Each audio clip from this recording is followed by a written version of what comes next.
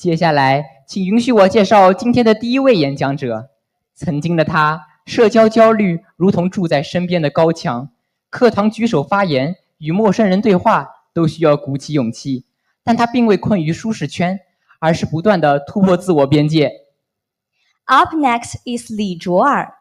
Just a year ago, even raising her hand in class felt like a daunting challenge.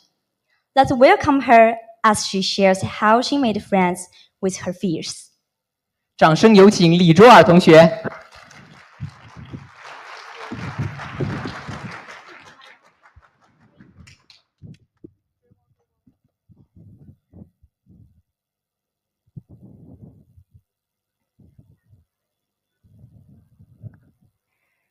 They say being the first speaker is already scary. And doing it in my second language, that was like playing fear on hard mode. But I guess that's exactly why I'm here, to prove that fear doesn't get the final say. But 2 years ago, if you told me I'd be standing here speaking to a crowd like this, I would have laughed out loud. Back then, even raising my hand in class or striking up a conversation with a stranger felt like climbing a mountain for me. Social anxiety wasn't just a passing feeling. It was like a wall I built around myself, brick by brick, to shield myself from the discomfort of being truly seen.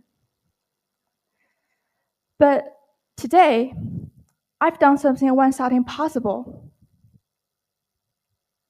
I performed a segment of the musical Six at our English festival. To this day, I'm still not entirely sure why I volunteered. Maybe it was a hope of making my mom proud. We trained for weeks, pouring hours into every line and note. When the day finally came, my voice cracked mid-performance. My hands shook so violently that I could barely hold the microphone. Yet, when it was over, instead of feeling humiliated, I felt alive. That's when it hit me. Courage isn't the absence of fear. It's acting in spite of it.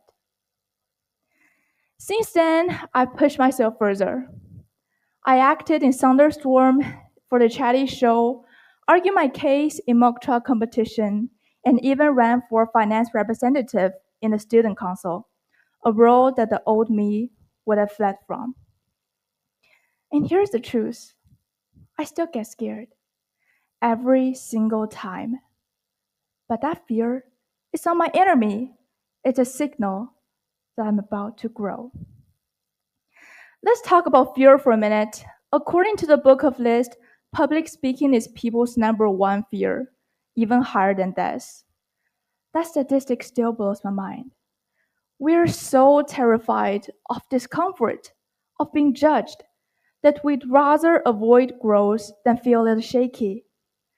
But science tells us fear is just our brain's ancient survival system kicking in. It's not trying to hurt us, it's trying to protect us. The real problem isn't fear itself, it's when we let it stop us. So, how do we stop running from discomfort? Here's what I've learned on my journey with fear. First, name what your fear truly is. A few weeks ago, the leader of our drama club announced that we start with a singing session. Everyone has to step on stage and do a 1 to 2 minute solo. I practiced all weekend, but on that day, my mind floated with what ifs. What if I sing off key? What if my voice cracks again? What if everyone thinks I'm terrible? It turns out that my fear is about being imperfect. But I don't have to be perfect, because no one does. So the first step is figuring out what's truly holding you back, and most importantly, forgive yourself for not being flawless. Second, act before you overthink. I've missed so many opportunities waiting to feel ready, but readiness is a myth.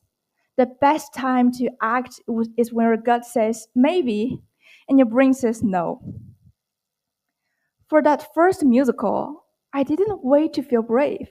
I signed up before I could change my mind. Growth lives outside of our comfort zone, and sometimes you have to drag yourself there. Third, start small. Courage is like a muscle. You build it by using it over and over again.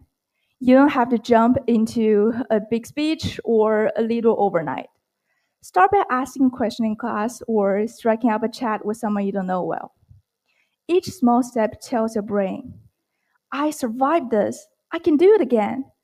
Over time, these tiny steps add up until one day you're thinking, if I handle that, what else can I do? Finally, use the fear. That adrenaline rush, it's not just nerves, it's energy. Channel it. Fear means you care. It means what you're doing really matters. Let it push you to rehearse one more time, prepare a little harder, and finally, give your all. We all have walls, fears that hold us back, comfort zones that we are afraid to leave. But what if we stop seeing these walls as barriers? What if we see them as invitations?